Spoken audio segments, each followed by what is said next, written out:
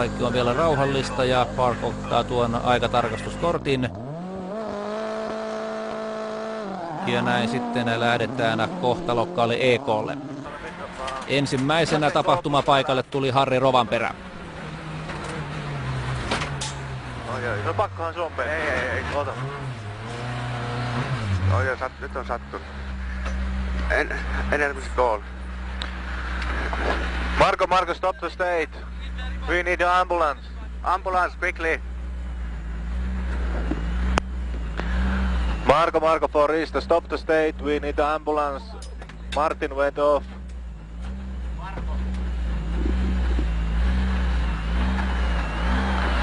Marco, for East, could you hear me?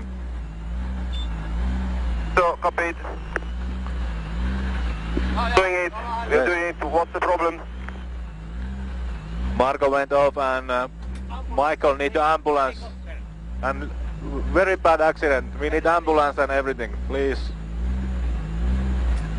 Doing it. We're doing it. Takaa tullut François Duval ei osaa jarruttaa hyvissä ajoin ja on törmätä tuohon Rovanperän Mitsuun. Okei.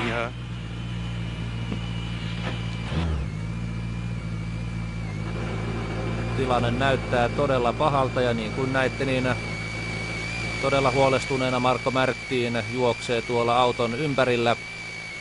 Ja Rovanperäkin on melko vihaisen näköinen Duvalille tuosta tempusta, mutta Duval ei varmaan tuota tilannetta yhtäkkiä äkännyt. Yleisö siinä näytti, että jarruta, mutta tuo tilanne tuli todella nopeasti. Ja siinä taustalla Marko Märttiin. Hän on todella huolestuneen näköinen.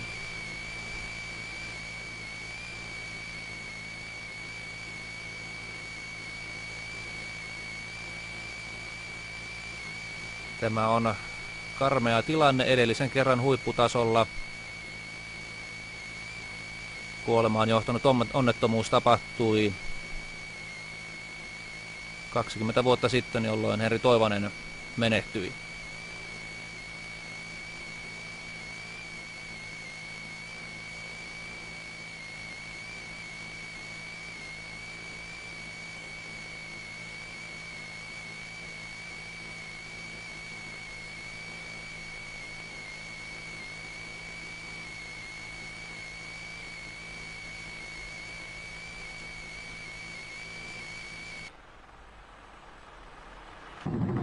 Sinä ja Harri osuitte ensin